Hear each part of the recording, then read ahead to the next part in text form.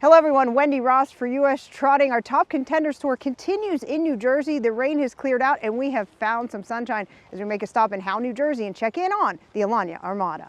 Tony, so nice to catch up with you. Can you believe it's April already? This year it's already flying by. It really has. I was talking to Yannick last night actually on the phone, and we were both talking about how it seems like the winters just go faster and faster, you know? They certainly do. Now we're back here with you, of course, the third year you've had the farm here in New Jersey. Things are just kind of going along. It's nothing short of amazing.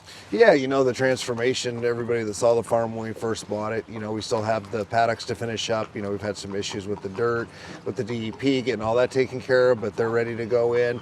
One barn to finish. We just haven't had a chance to keep that barn empty long enough to do it. So hopefully during Lexington this year. You know, the crew and I planned this New Jersey trip about 2 months out, so we didn't draw the best weather this year, but hey, we saved the sunshine to be here with you this morning. And let me say something, how impressive your track held up to all that rain you got the last couple days. We were talking about that today on the track. I was talking to Neville, my second trainer there, and I said, you know, they were bringing in 2 loads of material when you guys were sitting there, and I said, that right there is the reason we have the track we have. I said, we've spent a lot of money on material, but I mean, our track is second to none. You know, to get here and to film the Armada, you guys got a lot of stars in the barn, but we're focusing on 3 today. Let's start with these 3-year-old pacing colts. Better is Nice, of course, the talented son of Better's Wish, the first crop of Better's Wish. Just to talk about those Better Wishes to start off. How do you like them?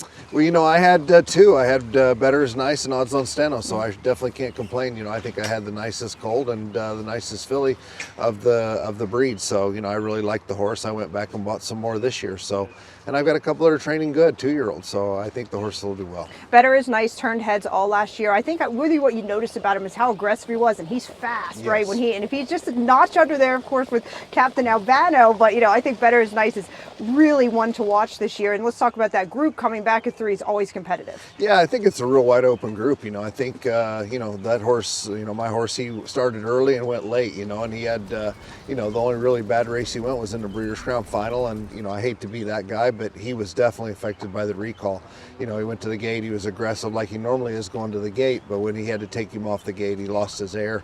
And when he came back, you know, he just wasn't the same horse who went to the gate the second time. But he's training back really good, and you know, really happy with how he's coming back. Moving on, we talk about Captain Luke. Now, if you compare Captain Luke to Better is Nice, as you see here watching him today, they're 2 different horses, right? You got the Better Wishes are small, compact, just like a horse that we might have remembered, Confederate Horse of the Year. So it's weird seeing that new style of breed that's getting bred. Now Captain Luke, of course, is that big, lengthy, strong colt. Really impressive to see him today. Yeah, you know, he really matured over the winter. And you know, one thing about that horse is we all knew, everybody here in my barn, we all knew what kind of horse he was. He just needed that little bit more time, and that's why the end of the year he really put it together.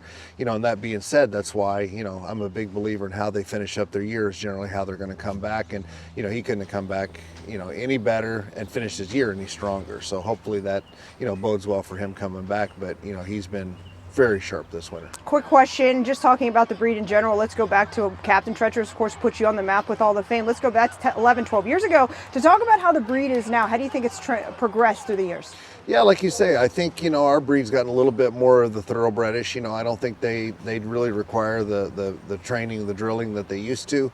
You know, that being said, you know, they still need work. But, you know, I can remember training horses 3 trips, you know, in my time, you know, and back in the day, you know, that was, everybody did it. That was the norm, you know, and now everything goes 2 trips, you know, sometimes 1 trip. So, you know, we're very much more thoroughbredish, and I think that's why you see the style.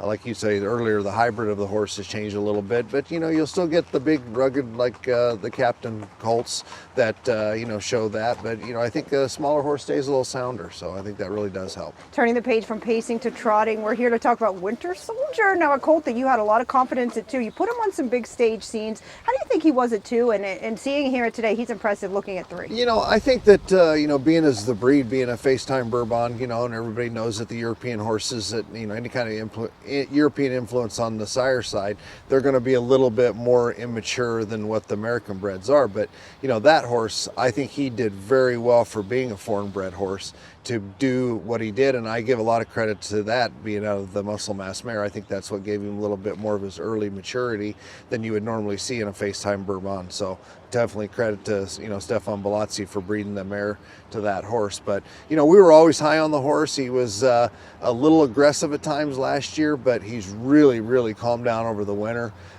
He's trained back as good as anything, and you know, I'm really excited for what that horse can do this year. And we know it's a road to the Hambletonian, but it's a long road. It's already April, but just a few short months away. But we know a lot of good things, big things got to happen between now and then. Yeah, absolutely. You know, and his schedule, you know, it's a little different for him because he is an open bred horse, so he doesnknow have, you know, Jersey sires where he can rely on staying right at the Meadowlands. You know, we have to kind of pick and choose our spots and, you know, try to time everything just right. But, you know, he's a horse that stays fit, and, you know, we're really looking forward to getting him rolling. Tony, thank you so much for your time. Always one of our favorite stops here on our Top Contenders Tour. Best of luck this year. Thank you. I appreciate it.